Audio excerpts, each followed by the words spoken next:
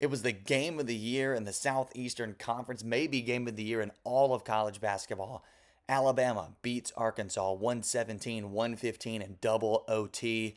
Just an outstanding basketball game. If you have not watched this game, go back and watch it, or at the very least, watch the condensed version with the highlights, because this game was amazing. Easily one of the best games of the year, maybe the best game of the year. Like I said, just outstanding basketball, especially on the offensive end.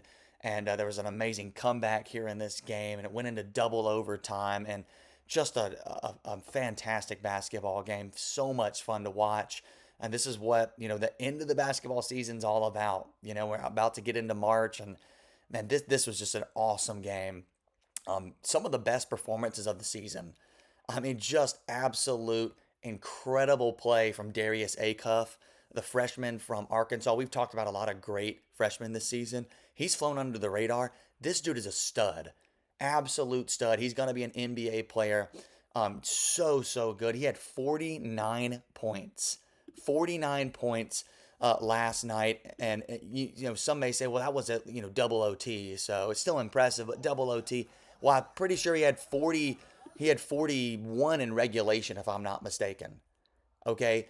So this dude just absolutely balled out. He went 6 of 10 from three, 11 of 12 from free throw, 5 rebounds, 5 assists, only 1 turnover. This dude put on one of the best performances that you will ever see. Not just this season, but ever. 49 points, 16 of 27 from the field overall. And especially in the first half, guys, this dude could not miss. He was hitting everything. Alabama could not guard him. I mean, no matter who they put on the best defender, Amari Allen. It didn't matter. Darius Acuff was getting his. He was just phenomenal. And he's a freshman, guys. He played 50 minutes in this game. Every single minute he played. So he's pretty much averaging 1 point per minute because he had 49 points in 50 minutes. I cannot express to you how efficient that is, how good that is for, Darius Acuff, and for any player to do that. But a freshman, just an absolutely incredible performance from a really, really good player, again, that I think's flown under the radar. I think he's going to be the SEC Player of the Year. He was really, really good. Malik Thomas for Arkansas also had an incredible performance. He had 24, and he was 8 of 13 from the field, 6 of 8 from three. That is insane. He was hitting everything, and most of that was in the first half. I think he had like 20, 19 or 20 in the first half. So he was really, really good. Also added 6 rebounds, 2 assists. He's another freshman. Who's a star. But he fouled out in the second half. That really hurt them when he fouled out late in the second half. Billy Richmond had 20 points, and he went 10 of 19 from the field. He had 6 rebounds as well and 2 assists. But man, that dude's a dog for Arkansas. He just gets after it. He's not going to shoot well. He's really about layups and dunks. But man, he can really, really attack the basket, and he is a powerful player. So those were some of the big performances for Arkansas. For Alabama, man, LeBaron Philon Jr. is just an absolute stud too. He had 35 points, 11 of 21 from the field, 3 of 8 from three, 10 of 13 from the free throw line, added 2 rebounds and 7 assists. So you're looking at 35, 7, and 2 for him. Really, really good game. He had 2 turnovers. That's pretty good for him. But 35 points, I want to say he had around 29 or 30 in regulation.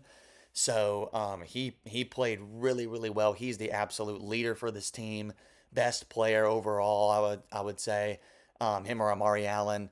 But man, he's an SEC Player of the Year candidate. It's going to be him or Darius Acuff at this point, I think.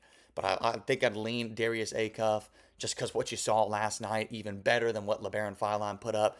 But a great, great game from him. Aiden Sherrill, 26 points of 10 of 13 shooting, 13 rebounds, and an assist. Aiden Sherrill is the center for Alabama, and he was playing really, really good. And then Charles Bediako, all that mess happened with him.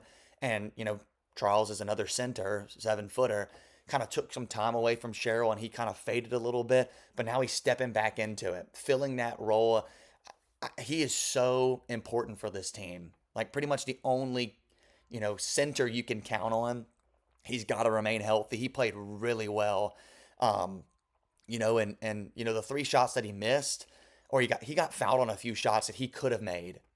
And so I mean, honestly, he could have went like 13 of 13, and also missed a couple that he got fouled on. Like he played really well. Amari Allen added 19 points.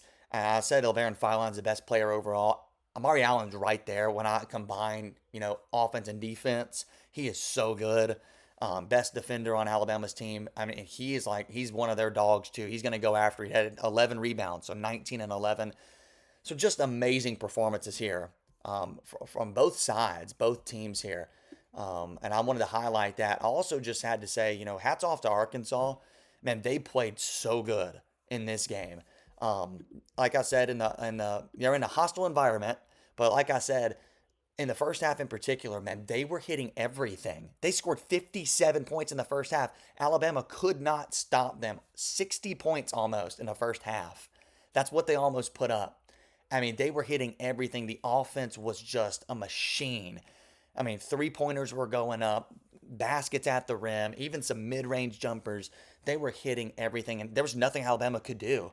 And, Arkansas played really, really well in this game. In the second half, they dropped a little bit, went down to 38 points. I think got to give it to Alabama a little bit for, kind of locking in a little bit more on the defensive end. Still wasn't amazing by any stretch of the imagination, but way better than giving up 57, and it was just Arkansas looked really good. This is a dangerous, dangerous team. What killed Arkansas, I think, was they did not have Carter Knox. He was not available in this game, and that really hurt them. Carter Knox is a starter, and if he comes off the bench, I'm pretty sure he's a starter. But if he comes off the bench, he's a starting caliber player.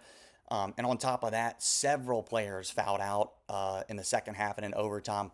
I mentioned Malik Thomas fouled out, Nick Pringle fouled out, and I believe there was at least one other player, Wagner, fouled out.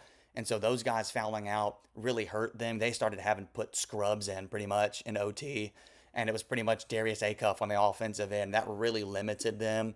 So had they been fully healthy and hadn't fouled out, they probably would have won this game. And so Arkansas played really, really well. Also want to give Alabama their credit for hanging in this game because Arkansas was on fire in the first half, and just to keep pace with them, they were down by 10 at half. Alabama put up 47 in the first half, down by 10. Just to keep pace, I thought was impressive, to keep fighting and staying in it. And at one point, they were down by 14 in the second half because Arkansas continued some hot shooting. But Alabama just kept fighting. Guys, this was incredible. In the second half, towards the end of the second half, Alabama was shooting 83% in the second half. I mean, just unstoppable offense. It was incredible what they were putting up in the second half in particular. And so they fought back. They won this game. Two really, really good basketball teams. I think Alabama needed this win a little bit more because for the rest of the season, Alabama has no more ranked matchups. And I'm not saying they don't have any tough games left because they still have to go to Tennessee and they play Auburn at home. Those are two, I think, pretty tough games, but neither of those teams are ranked. So I think it was important for Bama to pick up this ranked win against number 20 Arkansas. And now they even it up in the standings with Arkansas. They're tied, but I guess since they beat Arkansas, they have that game over them in a tiebreaker. So Florida's leading the conference at 11-2, and then Alabama and Arkansas are sitting at 9-4, and Tennessee at 9-4. So they're all 2 games back. So we'll see how this season ends. I mean, Florida's in the driver's seat to win the SEC again. I mean, I don't see them stumbling twice before the season's over. Arkansas scheduled to end. They do have to play at Florida still, and so you've got a tough game there. That's against a highly ranked Florida team that could be in the top 10 here in a couple weeks when they play. So, Arkansas still has a big game there. They still play Texas A&M, who's a solid team, and at Missouri. They play Missouri twice, who's a solid team. So they've got a much tougher end to the schedule than Alabama because Alabama plays LSU and Mississippi State next, and then Tennessee and Auburn. So it's not as hard of an end for Alabama here this season. So I think it was important for them to pick up that ranked win and get up there in the SEC standings, tie it up at second place. And now I think Alabama, I told Dalton yesterday, I think Bama solidified themselves as a 4 or 5 seed for sure in the in the NCAA tournament. Um, I think when it if they win out, they win the rest of their games and the SEC tournament, I think they can get up as high as a 3 seed. I don't see that happening. I think they'll probably take another loss somewhere, but I think they've solidified a 4 or 5 seed for sure. And I'm probably looking at, I think they're going to end up being a 4. That would be my guess. And but it's going to be 4 or 5.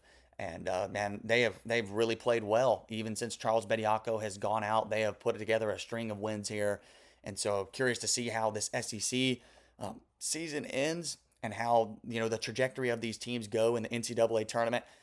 I think if you're looking at Final Four threats outside the box, you've got to look at these two teams, especially Arkansas. Man, like they just have studs, and if they're fully healthy, man, this team's dangerous. So watch out for that come March.